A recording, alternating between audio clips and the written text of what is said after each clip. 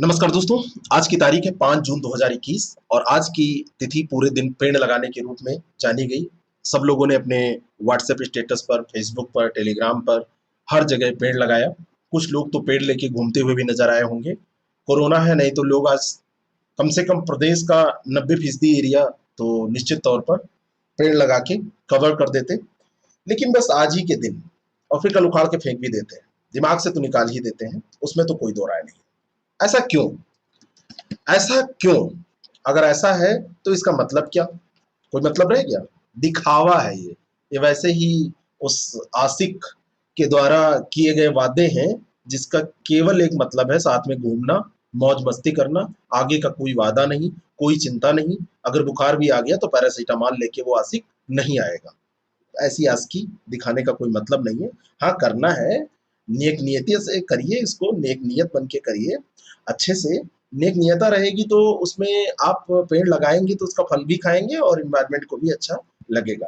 Topic है आज का मापक या मात्रक, और पहला प्रश्न आपके सामने है। पहले टॉपिक को करेंगे और फिर हम उसके बाद में क्या करेंगे, उसके बाद में हम करेंगे करंट अफेयर को। जिन लोगों को डेली 30 अच्छा लग रहा है और वो लोग सोच रहे हैं तारीख निकल गई है नहीं ज्वाइन कर सकते, वो ज्वाइन कर सकते हैं। उनको पूरा मटेरियल, पूरा सब कुछ मिल जाएगा और कल टेस्ट भी उसमें पार्टिसिपेट कर सकेंगे। कोई दिक्कत नहीं है। जिन लोगों को भी ज्वाइन करना है कर लीजिए। ज्वाइन करने का यहाँ पे फायदा बस ये है कि आपको टेस्ट देने को मिलेगा, ये भी टेस्ट के रूप में मिल जाएगा। और आगे से जो क्लासेस चालू होंगी हो सकता है पब्लिक वो ना रहे, बस इतना केवल मतलब है। और बाकी वीडियो सबको अभी मिल रहा है। पहला प्रश्न है, पार्सेक मात्रक है। मात्रक की बात हम कर रहे हैं तो छोटे बड़े सारे प्रश्न हम डिस्कस करेंगे। तो पार्सक जो मात्रक है वो किसका मात्रक है? पार्सक के बारे में आप जानते हैं? पार्सक से दूरी मापी जाती है। और अगर दूरी मापी जाती है तो किलोमीटर में क्यों नहीं मापी जा रही है? ये पार्सक की क्या जरूरत पड़ गई? पार्सक आखिर कौन सी ऐसी बला है जो पार्सक से हम मापेंगे? तो थोड़ा सा इसको जान लेते हैं। जो पार्सक है, सबसे पहले तो दूरी का ये है, आप इसको टिक कर लीजिए। और हम फिर आगे बढ़ते हैं कि पार्सक ये है क्या। तो पार्सेक का फुल फॉर्म होता है पैरालैक्टिक सेकेंड। सबसे पहले तो इसका फुल फॉर्म जान लीजिए। इसी को शार्ट में कहते हैं पार्सेक। वास्तव में पार्सेक कुछ नहीं है पैरालैक्टिक सेकेंड, उसका शार्ट फॉर्म है पार्सेक। और इसका प्रयोग लंबी खगोलीय दूरियों को मापने के लिए किया जाता है। ठीक है, लंबी खगोलीय दूरियों को मापने के लिए इसका प्रयोग किया जाता है। जिससे कि अब जैसे कितने किलोमीटर आप बताएंगे, जैसे 3 × 10 की घात 16 मीटर बराबर एक पार्सेक होता है। अब एक पार्सेक आपने बोल दिया तो इतनी दूरी हो गई। और फिर एक प्रकाश जो वर्ष होता है वो होता है 9.46 इंटू 10⁻15 मीटर, है ना, ये होता है। तो एक पार्सक और प्रकाश वर्ष में जो रेशियो है या जो उसमें संबंध है, ये 3.262 प्रकाश वर्ष, यानी एक पार्सेक जो है वो प्रकाश वर्ष से भी बड़ी इकाई है। ये बताने का केवल मतलब था। अगला प्रश्न, सूची को सुमेलित करना है। इकाई इधर दी है, प्राचल इधर दिए हुए हैं। प्राचल का यहाँ पे मतलब क्या है? प्राचल का मतलब यहाँ पर ये है कि जो जो उसकी क्या है, जिससे उसको मापते हैं भैया। जिस जो प्राचल का मतलब ये हुआ कि उसका पैमाना क्या है। तो वाट, नाट, नाटिकल मील, समुद्री, अच्छा इधर ये दिया है कैलोरी। अब इसको किससे किसको मापते हैं यही आपको यहाँ पर बताना है। तो बताइए, इसको ऐसे ऐसे आप सुमेलित करिए। जैसे पहले का क्या होगा, वाट। वाट किसका होगा या उष्मा किसकी होगी, ऐसे आप एक तरफ कहीं सेट कर लीजिए। तो जो वाट होता है वो होता है शक्ति का मात्रक। तो वाट हो गया शक्ति का, ठीक है। तो 4 का हो गया ए, इधर से हम पहला लेके चल रहे हैं। और नाट जो होता है, नाट, नाट से क्या मापते हैं? तो नाट जो होता है वो समुद्री जहाज की गति को मापता है। नाट से समुद्री जहाज की गति। तो बी का 3 हो गया। और फिर नौ संचालन, ये नाटिकल मील हो जाएगा। सी का 2। और कैलोरी उष्मा। तो इस तरीके से क्या हो जाएगा, इस तरीके से उत्तर हो जाएगा 4 का ए, 3 का बी, 2 का सी और 1 का डी। तो इसका सही उत्तर क्या हो जाएगा, सी। ठीक है, बाकी आपको सब आता है, इसमें कुछ है नहीं। नेक्स्ट क्वेश्चन, जूल, एम्पियर, वाट और वोल्ट, कैलोरी, 5 यहाँ पे ऑप्शन दे दिए गए। ऐसा भी ऑप्शन 4 ही है, मतलब यहाँ पे मदे जो है वो 5 दे दी गई। इनका भी आपको मापक ही बताना है कि इसका मापक क्या है। इन सबका मापक क्या है ये आपको बताना है। तो बताइए इनका मापक क्या है। चलिए एक से शुरू करते हैं और आगे फिर चलते हैं। तो जूल का जो मापक होता है वो क्या होता है, क्या आपको पता है? जो जूल का मापक है वो कार्य ऊर्जा का मात्रक है, जूल। जूल किसका मापक है, ये मैं कह रहा हूं, जूल का मापक नहीं, जूल किसका मापक है, तो कार्य ऊर्जा का मात्रक होता है, तो ए का हो जाएगा 3, ए का क्या हो जाएगा 3। और उसके बाद में हम चले तो 1 मिनट मैं यहाँ पे तीर ही ले लेता हूँ जिससे कि समझ में आपको चीजें आए, ठीक है। तो ए का हो जाएगा यहाँ पे 3। अब एम्पियर की बात करें तो एम्पियर वाट का है ना, एम्पियर जो है वो वाट का होता है, ऐसा होता है, एम्पियर वाट का होता है, ऐसा कैसे हो जाएगा, एम्पियर वाट तो एक ही तरफ दिए हुए हैं ना, एम्पियर जो है वो किसका है, धारा का, एम्पियर धारा का, और जो वाट है वो वाट किसका है, वाट है सामर्थ्य का, और जो वोल्ट है, वोल्ट किसका है, वोल्ट विभवांतर का, और जो कैलोरी है, कैलोरी किसका है, तो कैलोरी है ऊष्मा का, अभी आया था ना। तो इस तरीके से आप मिला लीजिए, तो ए का 3 आप मिलाइए, 1 का बी मिलाइए, यानी कि बी का 1 या 1 का बी, तो सही उत्तर आपका ए हो जाएगा।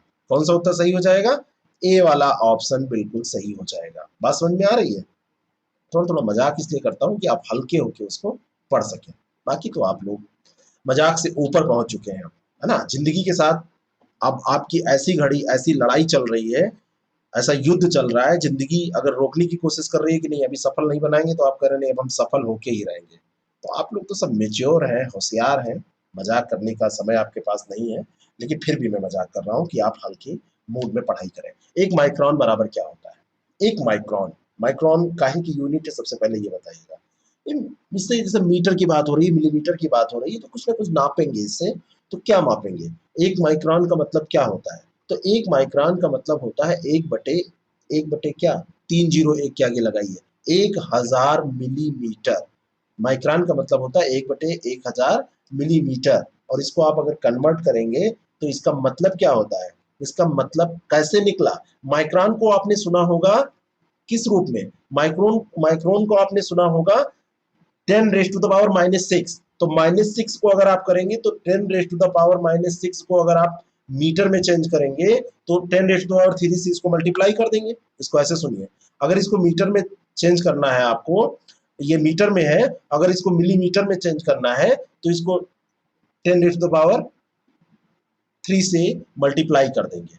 बात समझ में आ रही है, यानी कि मीटर में, 1 मीटर में कितना होता है, 10⁻³ मिलीमीटर, तो इससे मल्टीप्लाई करेंगे, और इससे जब मल्टीप्लाई करेंगे तो अब मिलीमीटर में ये तब्दील हो गया। तो पहले ये मीटर में था 10⁻⁻6 मीटर, अब मिलीमीटर में आपसे प्रश्न पूछा जा रहा है, क्योंकि ऑप्शन जितने हैं सब मिलीमीटर में, तो मिलीमीटर में चेंज करने के लिए इसको 10⁻³ से गुणा कर देंगे, तो इसमें बचेगा 10⁻³ ही तो बचेगा, ये -6 घात है, ये +3 घात है, तो -6 और +3 तो -3 बचेगा, है ना, तो -3 यहाँ पे जब ये घात बचेगी, यानी कि ये मिलीमीटर में ही हो जाएगा, बटे में नीचे घात चली जाएगी ना, अगर चाहे ऊपर आप -3 लिख दें और चाहे बटे में लिख दें 10⁻³ तो ये 1/1000 मिलीमीटर हो जाएगा। तो आपको अगर कन्वर्ट करना आता है तो आप आसानी से इसको कर लेंगे, और नहीं तो फिर दिक्कत होगी आपको। नेक्स्ट क्वेश्चन, 1 पिकोग्राम बराबर होता है, अब आगे बिल्कुल इसमें समझाऊंगा नहीं क्योंकि टाइम ज्यादा लग रहा है।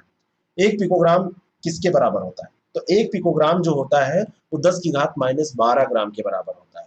पिको का मतलब होता है 12, -12, है ना, तो 1 पिकोग्राम 10⁻12 के बराबर, मिलीग्राम 10⁻³ आप जानते हैं, माइक्रोग्राम -6 होता है, नैनो -9 होता है, सब घात ऊपर लगेगी, ये इसका मतलब होता है घात लगाने का ऊपर, है ना, इसमें क्योंकि ऐसे लिख नहीं जाता है ना, तो ऐसा आपको मिलेगा ऑनलाइन मटेरियल जो होगा। और 1 फैक्टोग्राम का मतलब होता है 10⁻−15, तो ये सब याद कर लीजिए, पिको 12 होता है, मिलीग्राम 3 होता है, माइक्रो 6 होता है, नैनो 9 होता है, और फैक्टो 15 होता है, इस तरीके से। पारिस्थितिक दबाव की इकाई क्या है, पारिस्थितिक दबाव, ज्योग्राफी की क्लास में जो लोग थे सबको पता होगा, जो नहीं थे, जो पढ़े होंगे उनको भी पता होगा। तो पारिस्थितिक दबाव की जो इकाई होती है वायुमंडलीय दाब का, ये एक मात्रक होता है, यानी कि ये जो बार, बार आप सुनते हैं ना, तो बार है पारिस्थितिक दबाव की यहाँ पे इकाई, ठीक है। और जो बार होता है, बार जो मात्रक है, ये 10⁵ न्यूटन प्रति मीटर के बराबर होता है, और इसे एसआई मात्रक के रूप में पास्कल के द्वारा परिभाषित करते हैं। लेकिन एक बार बराबर 10⁵ पास्कल, तो बड़ा कौन हो गया, यहाँ पे बार बड़ा हो गया, पास्कल छोटा हो गया, तो पास्कल और ये बार दोनों किसके, वायुमंडलीय दाब के मात्रक है। तेल का 1 बैरल लगभग कितने के बराबर होता है, ये क्वेश्चन आपको रटा होगा, सबने घटना चक्र लगाया होगा, और सबको पता है कि हाँ ये सब क्वेश्चन वहां पे मिल जाते हैं, बिल्कुल आपको मिल जाएंगे, कहीं ना कहीं किसी रूप में पूछे जाते हैं। प्रैक्टिस करेंगे तो ये याद रहेंगे, नहीं तो कब 59 69 में तब्दील हो जाएगा और आके जब आप कहेंगे कि अरे यार ये वाला क्वेश्चन तो बिल्कुल पक्का आता था, साला गड़बड़ा गया। मैं लूज टॉक कर रहा हूँ लेकिन आप बुरा मत मानिएगा, ऐसे ही मतलब ऐसे ही आपका रिएक्शन होता है। अरे बिल्कुल रटा हुआ था, बिल्कुल रटा हुआ था, पता नहीं कैसे गड़बड़ा गया। तो ये कैसे गड़बड़ा गया, ये वाली जो बात है वो रिवीजन ना करने से होती है। तो 159 लीटर के लगभग बराबर ये होता है, और एग्जैक्ट अगर आप इसको देखें तो 158.9873 लीटर के बराबर एक बैरल होता है ना। और घन मीटर में अगर इसको बदलेंगे तो 0.158987 घन मीटर, और अगर इसको गैलन में बदलेंगे तो 42 यूएस गैलन, और बैरल में बदलेंगे तो 34.9723 यूके गैलन के बराबर होता है। आपको बस बैरल का यही याद रखना है, ज्यादा से ज्यादा यही आपसे पूछा जाएगा। बहुत ज्यादा जाएगा तो ये पूछ लेगा घन मीटर में क्या होता है, और इससे तेल की मात्रा बैरल में मापी जाती थी पहले, लेकिन अब इसको क्यूबिक मीटर में मापा जाता है, इसलिए दोनों यहाँ पर दे दिया गया है। तो एक बैरल बराबर कितना क्यूबिक मीटर होता है। तो क्वेश्चन ये समझ में आ गया होगा, तो आगे हो भी जाएगा। नेक्स्ट क्वेश्चन, अगला जो प्रश्न है, और कल ये जितने भी क्वेश्चन समझ में आ रहे हैं या नहीं आ रहे हैं, इन सारे क्वेश्चनों को तैयार कीजिएगा, है ना, क्योंकि कल आपका इसका टेस्ट है। क्यूसेक बाई रिक्टर बार, बिल्कुल सरल सा प्रश्न है। क्यूसेक किसका, क्यूसेक किसका, मैं सुमेलित नहीं करूंगा, दिमाग में बिठाने की कोशिश करिए। जल प्रवाह की दर को जो मापते हैं उस वो क्यूसेक होता है। तो जल प्रवाह की दर जो दिया हुआ है, तो ए का 3 हो जाएगा।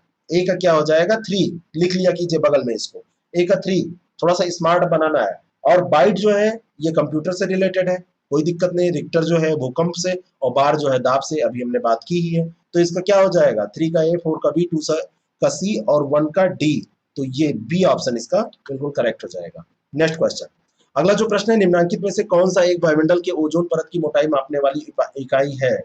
सब जानते होंगे, लेकिन ये प्रश्न बार बार पूछा जाएगा, और ये इकाई है डाप्सन। कौन सी इकाई है, डाप्सन। डाप्सन इकाई जो होती है वो ओजोन परत की मोटाई को मापती है। और एक डाप्सन बराबर होता कितना है, एक मानक ताप और दाब पर 10 माइक्रोमीटर के बराबर म्यू एम के बराबर ओजोन परत की जो मोटाई डाप्सन होती है, एक डाप्सन का मतलब यही होता है। और एक डाप्सन इकाई 2.69 इंटू 10⁻20 ओजोन अणु प्रति वर्ग मीटर के समतुल्य होती है। इस रूप में आपसे बहुत कम उम्मीद है कि पूछा जाए, लेकिन इस रूप में आपसे पूछा जा सकता है कि क्या होती है, और मैं भी पूछ सकता हूँ, ध्यान रखिएगा कल।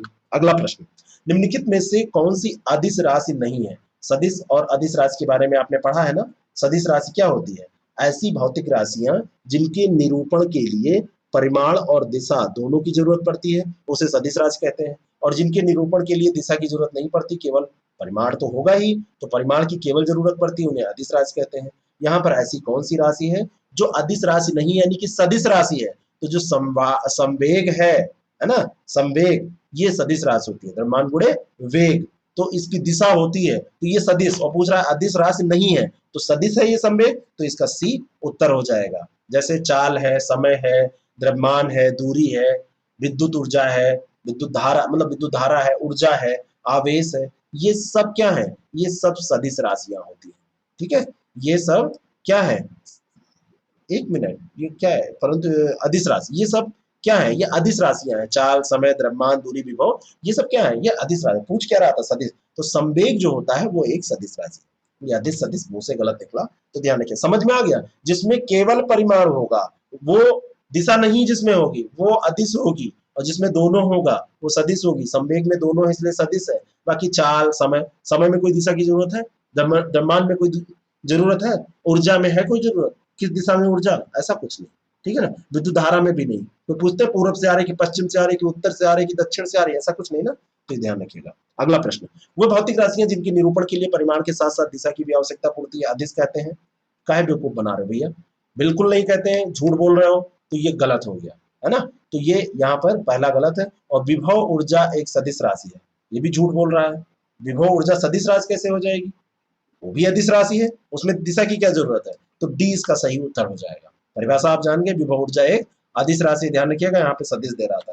खूब मूर्ख बनाएगा, खूब चूतिया बनाएगा आपको एग्जाम में सर, हाल में पेपर जो आपका होगा। लेकिन पेपर से कह दीजिएगा पढ़ के आए हैं, और तुमको मारते मारते तोड़ डालेंगे। मतलब ऐसा करेंगे कि तुम शर्मा जाओगे कि इतना सरल कैसे बन गए, इतनी प्रैक्टिस करके जाएंगे। ध्यान रखिएगा, एक अथवा एक से अधिक मूल मात्रकों पर उपयुक्त घाते लगाकर प्राप्त किए गए मात्रकों को क्या कहते हैं। ये किसी चीज की परिभाषा ही दी है। अगर वो परिभाषा आपने बचपन में पढ़ा होगा और सही से पढ़ा होगा, केवल जाके वहां गिल्ली डंडा नहीं खेलते थे, कैचम कैच नहीं खेलते थे, है ना, या बैठ के बस किसी को देखते नहीं रहते थे, सब याद होगा।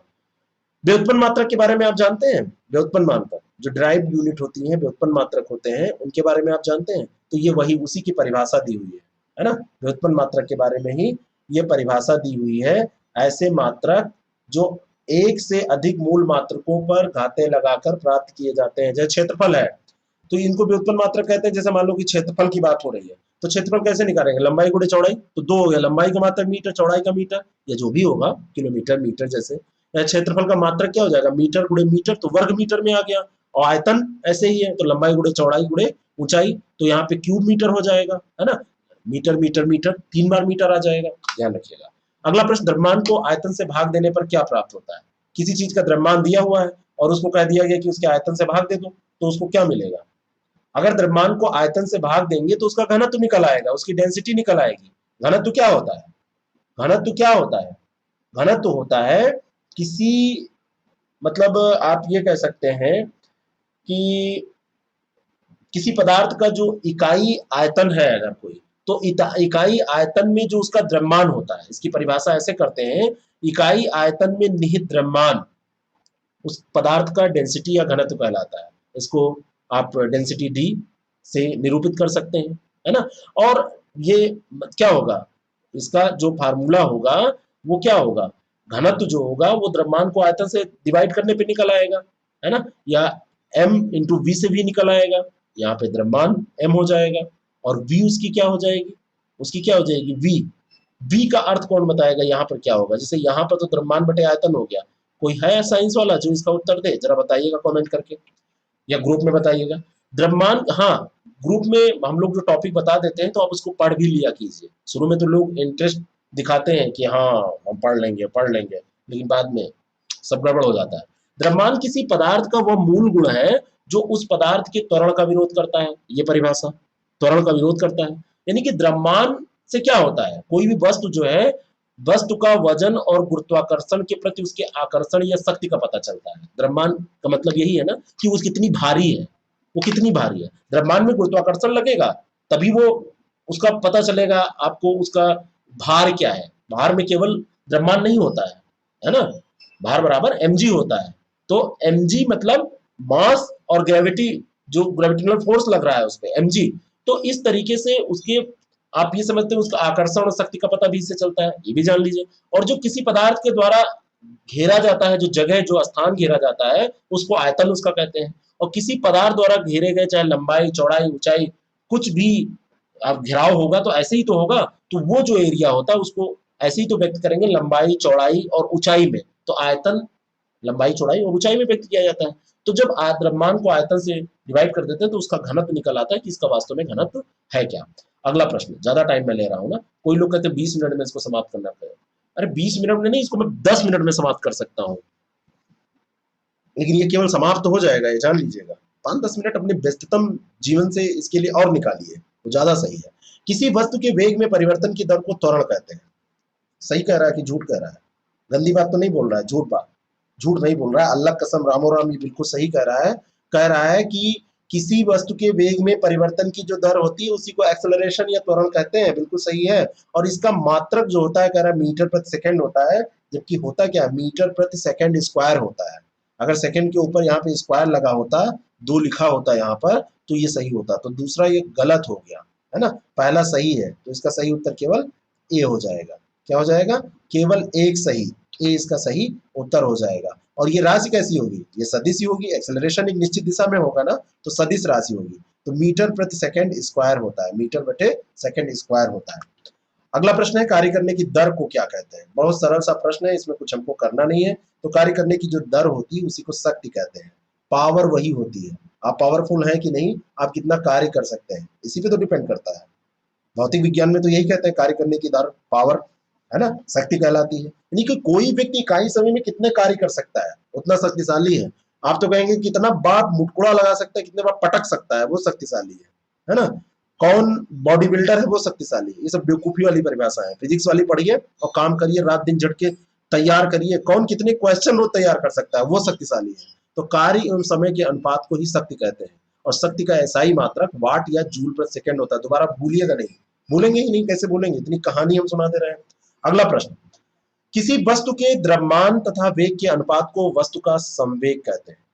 द्रव्यमान गुणे वेग के अनुपात को वस्तु का संवेग कहते हैं, और दूसरा है संवेग सदिश राशि। तो संवेग सदिश राशि है, इसमें कोई दो राय नहीं है, लेकिन यहाँ पे दिया है अनुपात को। हमने बताया था क्या, P बराबर mb, P बराबर mb अगर आपको याद होगा तो mb यानी कि अनुपात नहीं है, वहां पे गुणन। तो द्रव्यमान और वेग की गुणनफल को उसका संवेग कहते हैं। तो पहला गलत हो गया, बी ऑप्शन इसका करेक्ट हो जाएगा, केवल दो सही है, क्योंकि P बराबर mb होता है। द्रव्यमान को वेग से जब गुणा करते हैं तो संवेग निकलता है और इसको P से प्रदर्शित करते हैं। बात समझ में आ गई। अगला, एमकेएस पद्धति में लंबाई का मात्रक क्या होता है, बचपन वाला एक क्वेश्चन कर लीजिए। तो एमकेएस पद्धति में लंबाई को किससे नापते हैं, एमकेएस मीटर किलोग्राम सेकंड वाली पद्धति होती है। तो लंबाई किससे नापेंगे, लंबाई को मीटर से नापेंगे, मीटर किलोग्राम और सेकंड, समय को सेकंड से, है ना, किलोग्राम यानी वजन नापने वाला, और मीटर यानी कि लंबाई दूरी नापने वाला। तो लंबाई का जो मात्रक है वो यहाँ पे एमकेएस पद्धति में मीटर होता है, एमकेएस मीटर किलोग्राम सेकंड पद्धति, ठीक है। तो लंबाई का मीटर, द्रव्यमान का किलोग्राम और समय का मात्रक सेकंड होता है।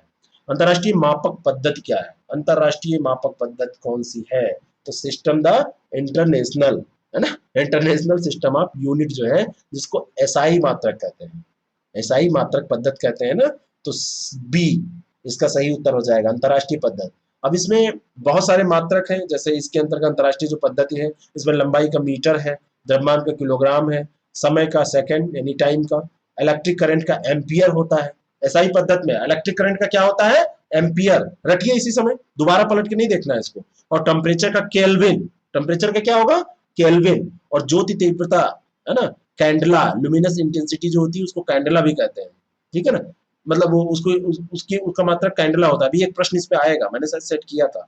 और पदार्थ की जो मात्रा है, अमाउंट ऑफ सब्सटेंस, इसको मोल में मापा जाता है। जिन्होंने केमिस्ट्री पढ़ा होगा वो जानते होंगे इसके बारे में, ठीक है, तो ये इसको याद रखिएगा। अगला प्रश्न, मूल राशि और मात्रक, लंबाई का मीटर, द्रव्यमान का किलोग्राम, समय का सेकंड, विद्युत धारा का एम्पियर, निम्नलिखित में से कौन सा सही है या नहीं है, ये आपको बताना है। तो सही यहाँ पे बताना है, तो सही नहीं अगर छांट ले तो निकल आएगा। तो लंबाई का मीटर है, किलोग्राम द्रव्यमान का है, समय का सेकंड है, और एम्पियर विद्युत धारा का है, सब तो सही है इसमें। डी ऑप्शन इसका बिल्कुल करेक्ट हो जाएगा। जहाँ पे डी ऑप्शन लगाना हो तो बड़ा सोच समझ के लगाइएगा। कई बार ऐसा लगता है कि सब सही है तो गलत होगा, लेकिन ज्यादातर ऐसा होता है कि सब सही भी होता है, लेकिन हम हिम्मत तोड़ देते हैं, डर जाते हैं तो नहीं इसको टिक करते हैं। तो ये सब सही दिया हुआ है, लंबाई मीटर, द्रव्यमान किलोग्राम, सेकंड टाइम का, विद्युत धारा का एम्पियर, ताप का केल्विन याद करो इसी समय, और जो तीव्रता का कैंडला, और पदार्थ की मात्रा का मोल, वही वाली लिस्ट। अगला प्रश्न, कैंडला किसका मात्रक है, आ गया ना, मुझे याद था कि ये क्वेश्चन मैंने रखा है। तो कैंडला जो है ये किसका मात्रक है, तो कैंडला विद्युत ज्योति तीव्रता का मात्रक है, विद्युत धारा मत टिक कीजिएगा, ज्योति तीव्रता ल्यूमिनस इंटेंसिटी जो होती है उसी का मात्रक होता है। और इसके बारे में थोड़ी सी बात मैं आप और बताना चाहता हूँ। जो तीव्रता का मात्रक अगर आपसे पूछ लिया जाए ल्यूमन प्रति स्टेरेडियन, देख लीजिए इसको, ल्यूमन प्रति स्टेरेडियन होता है, तो इसमें भी कोई गलती नहीं है। इसी ल्यूमन प्रति स्टेरेडियन को, ल्यूमन पर स्टेरेडियन को ही कैंडला के नाम से जाना जाता है। तो चाहे ल्यूमन प्रति स्टेरेडियन पूछा जाए, चाहे कैंडला पूछा जाए, दोनों ज्योत तीव्रता के मात्रक है। ज्योत तीव्रता होती क्या है, प्रकाश स्रोत की जो प्रदीपन क्षमता होती है, प्रदीपन जो प्रदीपन होता है उसमें, उसकी जो कैपेसिटी होती है, जैसा वो दिखता है प्रकाश स्रोत, है ना, कितनी क्षमता उसमें है, वही ये होता है ल्यूमन प्रति स्टेरेडियन, या उसी को नापा जाता है कैंडला से, ठीक है, वही ज्योति तीव्रता होती है। करंट अफेयर के प्रश्नों को फटाफट हमको देखना है। पद्मश्री पुरस्कार वाले बड़े जा रहे हैं आजकल लोग। तो एक लक्ष्मी नंदन बोरा जिनका निधन हो गया, ये साहित्यकार थे। किस भाषा के साहित्यकार थे ये आपको बताना है, कौन सी भाषा के, तो असमिया भाषा के ये साहित्यकार थे बोरा, है ना, लक्ष्मी नंदन बोरा। बहुत सारी किताबें इन्होंने लिखी और 60 से अधिक पुस्तकों की इन्होंने रचना की। पाताल भैरवी, कायाकल्प, ये सब इनकी रचना है। और इनकी पहली लघु कहानी आपसे अगर पूछ ली जाए भावना है, तो ध्यान रखिएगा, भगोना नहीं, भावना। और असमिया पत्रिका रामधेनु वहाँ बहुत मशहूर पत्रिका हुआ करती थी 1954 में, तो उन्होंने वहां पे उसी में प्रकाशित कराई थी अपनी कहानी, मतलब प्रकाशित हुई थी, ठीक है। पाताल भैरवी के लिए लक्ष्मीनंदन बोरा को साहित्य अकादमी पुरस्कार मिला था, इसलिए ये रचना बहुत इंपॉर्टेंट है। कायाकल्प के लिए फिर उनको सरस्वती सम्मान मिला था, ये भी बहुत इंपॉर्टेंट है। और भारत सरकार द्वारा साहित्य के क्षेत्र में उनके योगदान के लिए 2015 में उनको पद्मश्री भी दिया गया था। तो बहुत कठिन प्रश्न अगर यूपीएससी लेवल का बनाएगा या कठिन प्रश्न उसको बनाना होगा तो स्टेटमेंट दे देगा इनके बारे में क्या क्या सही है, लेकिन इतना ज्यादा तो नहीं क्योंकि यूपी से रिलेटेड तो है नहीं। एक बहुत महत्वपूर्ण प्रश्न हम डिस्कस करने जा रहे हैं कि सतत विकास लक्ष्य एसडीजी 14 और एसडीजी 15 विशेष रूप से किससे संबंधित है, कहाँ किससे केंद्रित है। तो सारे एसडीजी को हमको देखना है, लेकिन 14 और 15 जो है इनका संबंध है पानी के नीचे और भूमि पारिस्थितिक तंत्र की रक्षा करना, इनसे संबंधित है। Protecting under water and land ecosystem, इसको प्रोटेक्ट करने का ये एसडीजी है 14 और 15।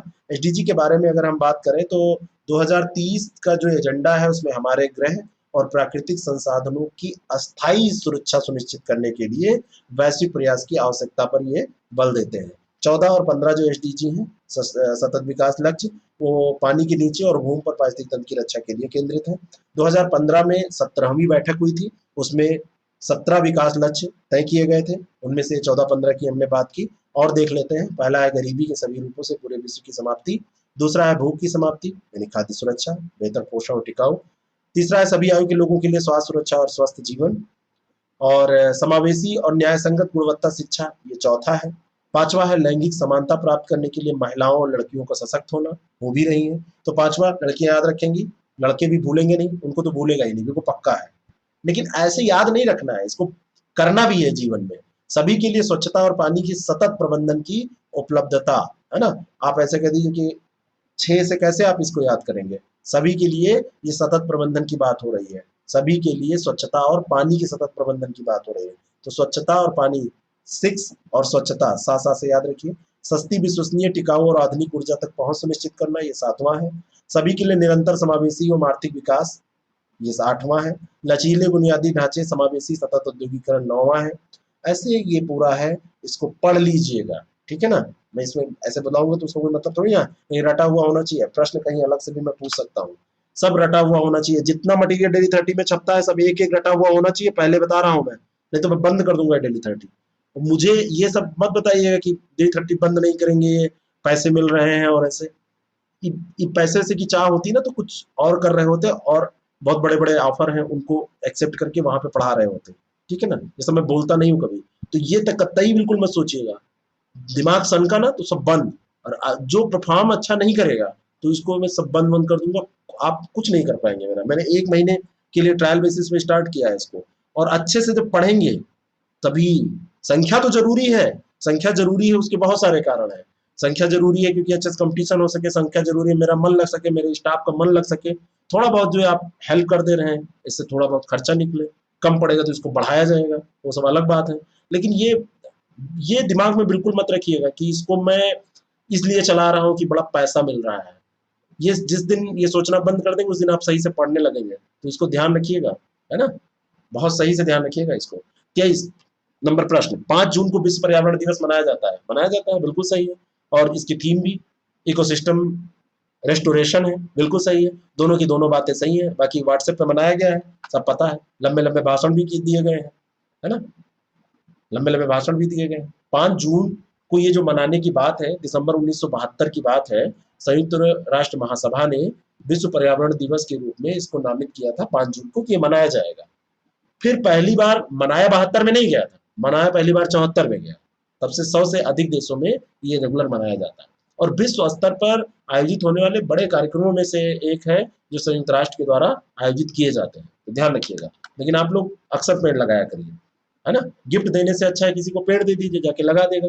विश्व सतत विकास शिखर सम्मेलन 2021 की थीम, 4 जून को ये सम्मेलन हुआ, इसकी थीम कल डिस्कस करने से रह गई थी, तो इसको आज हम कवर कर ले रहे हैं। तो ये जो थीम थी विश्व सतत विकास सम्मेलन की, 4 जून को यह आयोजित हुआ, और विश्व पर्यावरण दिवस की पूर्व संध्या पर इसका आयोजन हुआ। और केंद्रीय पर्यावरण, वन और जलवायु परिवर्तन मंत्री कौन है, प्रकाश जावड़ेकर, उन्होंने इसको संबोधित किया, तो जल संरक्षण के महत्व को रेखांकित किया। और इसकी जो थीम उन्होंने रखा, ये रखा है redefining our common future, safe and secure environment for women. ये डी वाला ऑप्शन इसका करेक्ट है, ध्यान रखिएगा, है ना, ये वाला ऑप्शन इसका करेक्ट है। बाकी ये मटेरियल आपको मैं दे दे रहा हूँ, इसमें इसको रिवाइज करिएगा। नेक्स्ट क्वेश्चन, अगला जो प्रश्न है, हाल ही में किस संस्था ने स्थानीय म्यूचुअल फंड के लिए विदेशी निवेश सीमा को बढ़ा दिया है, कौन सी संस्था है, किस संस्था ने ऐसा किया है। इसमें किस संस्था ने किया है ये प्रश्न ही नहीं होना चाहिए। कॉन्सेप्ट, अगर आपका इकोनॉमी आज ग्रुप में बहुत सारी बात हो रही थी, थोड़ा सा कॉन्सेप्ट क्लियर करिए, न्यूज वगैरह पढ़िए तो उसको कॉन्सेप्ट क्लियर रखिए। जब म्यूचुअल फंड की बात आएगी तो कॉन्सेप्ट ये कहता है कि ये सब काम, इसके नियंत्रण का काम सेबी ही करती है, इसमें कंफ्यूज होने की कोई जरूरत नहीं है। आप मूंद के इसको आप ठीक करिए, इसमें कोई कंफ्यूज नहीं हो रहा। आरबीआई ने किया है कि सेबी ने किया है, सेबी ही करती है। Securities and exchange board of India जो है सेबी, वही ये करती ही है। यही सीमा बढ़ाएगी घटाएगी, जो भी करेगी यही करेगी, इसमें कोई दूसरा हस्तक्षेप ही नहीं करेगा, है ना। तो म्यूचुअल फंड $7 बिलियन की समग्र उद्योग सीमा में से अधिकतम $1 बिलियन प्रति म्यूचुअल फंड विदेशी निवेश कर सकते हैं, ये सीमा रख दिया गया है। और जबकि विदेशी एक्सचेंज ट्रेडेड फंड जो है उसमें म्यूचुअल फंड $1 बिलियन की उद्योग सीमा के साथ अधिकतम 300 मिलियन प्रति म्यूचुअल फंड निवेश कर सकते हैं। ये सब पूछा नहीं जाएगा इतना ज्यादा। म्यूचुअल फंड क्या है ये आपसे पूछा जा सकता है। तो म्यूचुअल फंड जो होता है वो एक ओपन एंड पेशेवर रूप से प्रतिबंधित निवेश फंड है, जो कई निवेशकों से प्रतिभूतियों को खरीदने के लिए धन इकट्ठा करता है। आप भी म्यूचुअल फंड में निवेश कर सकते हैं, है ना। जोखिम तो उसमें होता ही है, पहले ही बता देता है जल्दी जल्दी टर्म एंड कंडीशन जो बताता है ना। मसाला खाना स्वास्थ्य के लिए हानिकारक है, वैसे इसमें भी बता दिया जाता है। अब मसाला खाना स्वास्थ्य के लिए हानिकारक है, इसको प्यार से बताओ कि बेटा मसाला खाओगे तो जल्दी मर जाओगे, फेफड़े तुम्हारे खराब हो जाएंगे, सिगरेट पियोगे तो, है ना, मुंह में कैंसर हो जाएगा। प्यार से बताओ तो देखो लोग समझेंगे मसाला खाना स्वास्थ्य के लिए हानिकारक है ना। अब वो एक गेम इसमें वो खिलाया जाता है, वो कौन सा रमी और फलाना होगा इसकी, और तो उसमें जल्दी तुम्हारी लग सकती है, वित्तीय जोखिम हो सकता है। अब इतने हड़बड़ी में बोलोगे तो कोई सुनेगा ही नहीं ध्यान से, इसीलिए बोला ही जाता है कि अरे ये सब कोई काम की बात नहीं है। काम की बातें तो बड़े प्यार से बोली जाती है। कभी किसी को प्रपोज करते ऐसे सुना है, आई लव यू, ऐसा कभी बोला है? बड़े प्यार से माहौल बनाया जाता है, बढ़िया से लाइट वाइट लगाई जाती है, फिर आई, फिर 4-5 बार एल निकलता है, लब का पहला ल ऐसे निकलता है, फंस जाता है।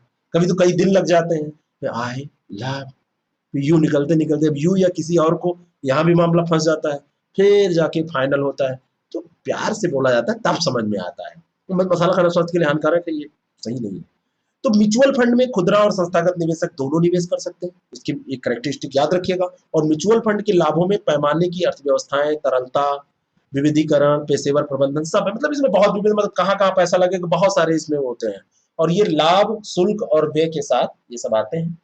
बाकी ईटीएफ के बारे में बात करें तो ये भी निवेश फंड और एक्सचेंज ट्रेडेड उत्पाद होता है, म्यूचुअल फंड के ही तरह होता है। लेकिन अंतर इसमें क्या होता है, जो ये है एक्सचेंज ट्रेडेड फंड, ये पूरे दिन में खरीदे और बेचे जाते हैं, जबकि म्यूचुअल फंड विशिष्ट दिन के अंत में मूल्य के आधार पर बेचे और खरीदे जाते हैं। वो कभी भी खरीद बेच सकते हैं आप ईटीएफ, लेकिन म्यूचुअल फंड जो एमएफ है उसको हमेशा खरीद बेच नहीं सकते, उसमें दिन निश्चित है, उसके सामने मतलब एंड में आप कर सकते हैं। कौन सा संगठन विश्व पर्यावरण दिवस 2021 के अवसर पर ओएसिस ऑफ होप नामक पर्यावरण पर एक ऑनलाइन फेस्टिवल आयोजित कर रहा है? तो इम्पोर्टेंट है ये भी, इसके लिए जो भी होगा सब इम्पोर्टेंट ही हो जाएगा। और ये है फिल्म प्रभाग, फिल्म प्रभाग ऐसा कर रहा है, ओएसिस ऑफ होप फेस्टिवल आयोजन कर रहा है 5 और 6 जून को इसका आयोजन होगा। और री इमेजिन, री क्रिएट और री स्टोर, ये 3 शब्द याद रखिएगा, इन्हीं को लेके जश्न मनाया जा रहा है। अब ये जश्न तक ही सीमित रह जाता है, ये सबसे बुरा लगता है मुझे, है ना। एक माता दिवस, पिता दिवस भी मनाया जाता है, फोन तक नहीं करते हैं जो बच्चे, वो सबसे पहले स्टेटस लगाते हैं। ग्रीन पैकेज, इसी में एक चर्चा है। ग्रीन पैकेज के तहत फिल्मों में शामिल क्या है? जंगल मैन लोहिया, ये लोहिया नगम्बा की कहानी पर प्रकाश डालती है, जो मणिपुर की प्रकृति प्रेमी है। ये फिल्म प्रकृति के साथ मनुष्य के संबंधों को फिर से उन्मुख करने की कहानी है, ठीक है। तो एक ये, दूसरा लिविंग द नेचुरल वे, ये फिल्म छोटे ब्रह्मपुत्र, यही सब उसमें करेंगे और क्या करेंगे भाई, फिल्म प्रभाग करेगा तो फिल्मों में तो दिखाएगा।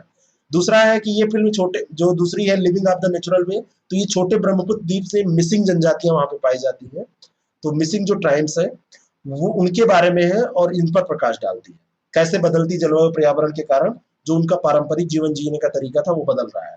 और माई सॉन नियो, एक फिल्म ये है उसमें, तो कैसे एक 5 साल का बच्चा प्राकृतिक वातावरण में बड़ा होता है। मोगली वाला देखा है ना पूरा, jungle book, Rudyard Kipling. Plastic world, यह एक एनिमेटेड फिल्म भविष्य के लिए विशाल और शुष्क परिदृश्य को चित्रित करती है और प्लास्टिक के खतरनाक प्रभावों को आगाह करती है। तो ये सब पैकेजेस, ग्रीन पैकेजेस के तहत उसमें दिखाई जाएंगी ये फिल्में, ओएसिस ऑफ होप यानी कि जो फिल्म प्रभाग कर रहा है आयोजन 5 से 6 जून को। नेक्स्ट क्वेश्चन, अगला प्रश्न है, हाल ही में किस राज्य केंद्र शासित प्रदेश में छात्रों के लिए यून टैब योजना लॉन्च की गई? यूट्यूब नहीं है ये, यून टैब। तो ये जो लॉन्च की गई है, ये लद्दाख में लॉन्च की गई है। लद्दाख के इस समय राज्यपाल कौन है? आर के माथुर। तो उन्होंने छात्रों के लिए योजना लॉन्च की है और 12,300 टैबलेट यहाँ पे बांटे गए हैं यून टैब के तहत। और स्कूल शिक्षा विभाग की ये पहल है और इसमें सरकारी जो स्कूल है उसमें पाठ्य पुस्तक, video lecture, online class application से प्री लोडेड टैब छात्रों को दिए जा रहे हैं जिससे कि वो पढ़ाई लिखाई कर सकें, है ना। अब इनको बंद भी कर देना जिसमें व्हाट्सएप पे चैटिया ना सकें और फिल्में उल्में ना देख सकें, ये भी होना चाहिए।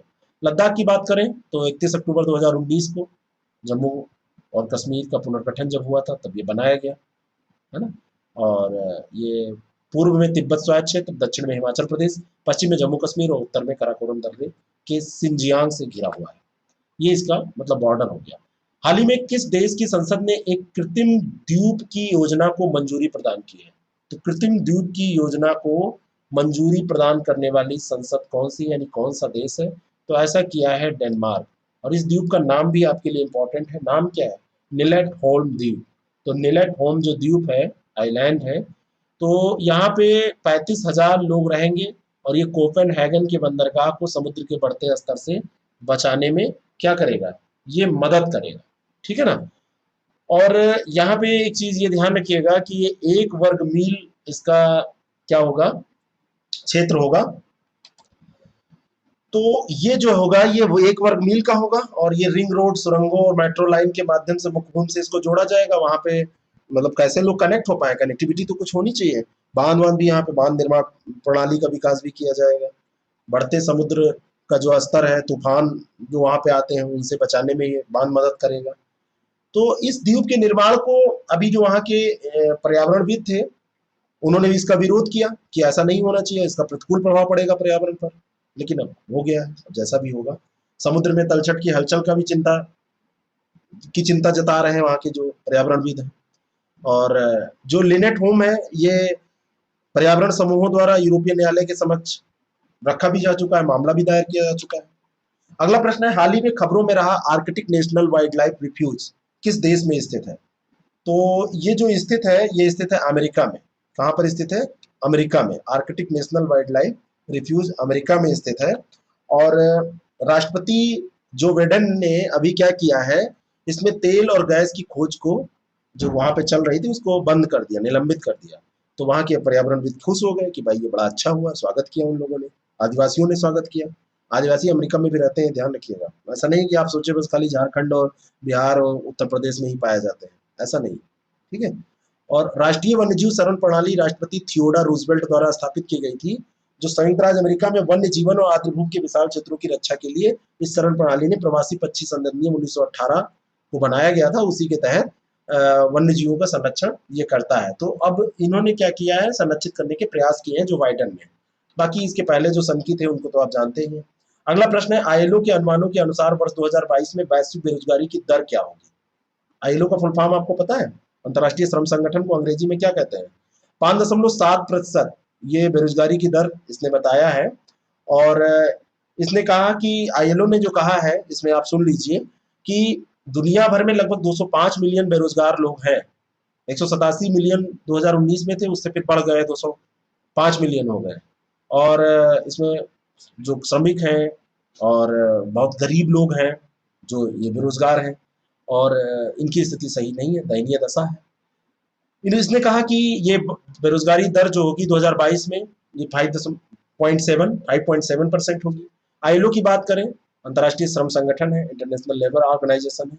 1919 में वायसराय की संधि द्वारा राष्ट्र संघ की एक संबद्ध एजेंसी के रूप में इसकी स्थापना की गई थी और वर्ष 1946 में ये संयुक्त राष्ट्र में संबद्ध पहली विशिष्ट एजेंसी बन गया था। इसका मुख्यालय जो है ये जिनेवा, स्विट्जरलैंड में। और इसका उद्देश्य है वैश्विक एवं अस्थायी शांति और सामाजिक न्याय आवश्यक है, यही स्थापित करना इसका उद्देश्य है। तो 1919 में वायसराय की संघ द्वारा स्थापना और 46 में संयुक्त राष्ट्र से संबंध पहली विशिष्ट एजेंसी बनी। ये 2 बातें इसके बारे में ध्यान रखिएगा। तो अगर अच्छा लगा होगा तो इसको लोगों को बताइएगा, बुरा लगा होगा तो मुझे बताइएगा, तब लोगों को मत बताइएगा, वो कुछ नहीं कर पाएंगे। कल टेस्ट के लिए तैयार रहिएगा, तो 4 मिनट और ज़्यादा लगे लेकिन मैं बहुत कम समय में इसको डिस्कस करने के पक्ष में भी नहीं हूँ। Thank you so much. 9:30 बजे ही टेस्ट होगा कल। परसों का टॉपिक कल ग्रुप पे बता दिया जाएगा।